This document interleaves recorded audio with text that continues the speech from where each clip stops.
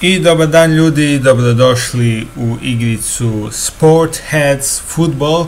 Danas igramo svjetsko prvenstvo 2014. godine i ja kao Balkanac odlučio sam da igram sa Bosnom i Hercegovinom. Nema Srbije, Hrvatska možda bolje da ne igram, zato je bolje da igram sa Bosnom i Hercegovinom. Nemojte se Hrvati uvrijediti, ali želim probati, želim vidjeti kako će Bosna igrat sa mnom. Sada koga da odaberemo, da li će to biti Edin Džeko, Senad Ibričić, ipak će to biti Edin Džeko. Edin Džeko je najbolji bosanski igrač. Sad igramo prvu utakmicu protiv, mi se čini, Argentina, nisam siguran, i to počinje sada.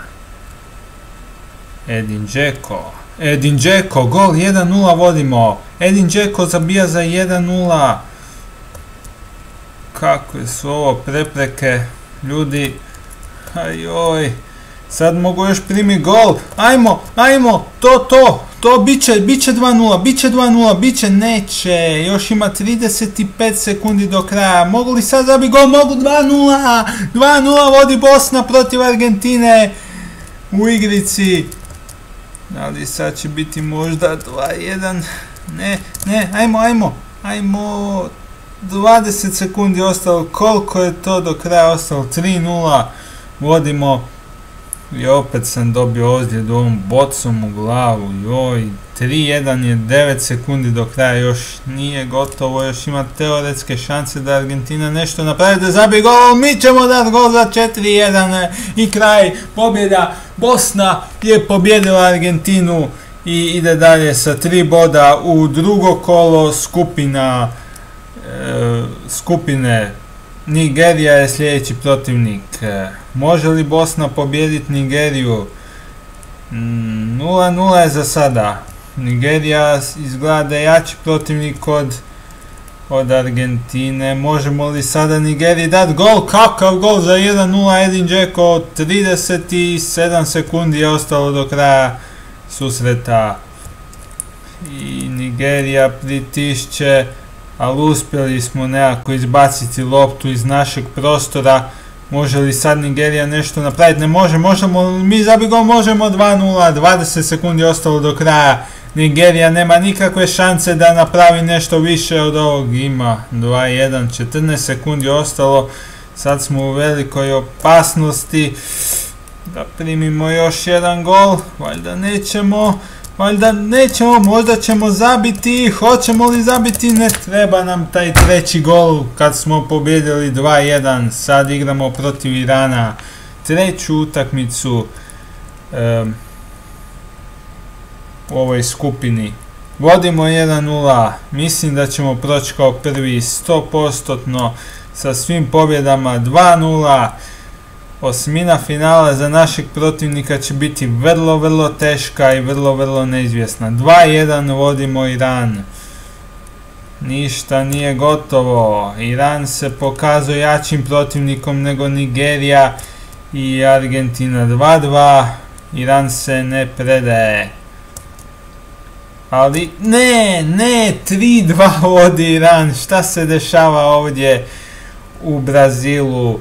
Ljudi, 3-3 uspjeli smo izjednačiti, ali Iran se ne predaje. Iran želi zabiti gol za pobjedu, ali zabija sam sebi za našu pobjedu.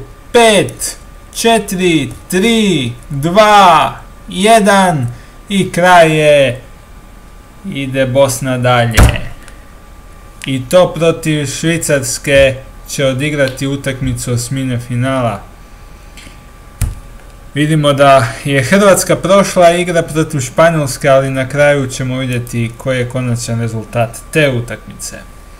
Sad da li da promijenimo, a nećemo. Ovo nam je sretno polje. Sad igramo protiv jake Švicarske. Samo koncentrirano. 1-0 vodimo, ni 10 sekundi nije prošlo. I hoćemo li zabiti gol? Ne. da primamo gol. Nismo skočili, to je ono. Edin Dzeko se ovdje priprema za jedan neobičan šut. Veoma neobičan i veoma neprecizan. I ništa. Joj, kako me je strah ovdje nešto napraviti. Zašto sam skočio? Zašto sam skočio? Joj, 19 sekundi ostalo do kraja. Ne, 16, ajmo, Dzeko, ajde, Dzeko, ne, 3-1, gotovo je. Joj, 3-2,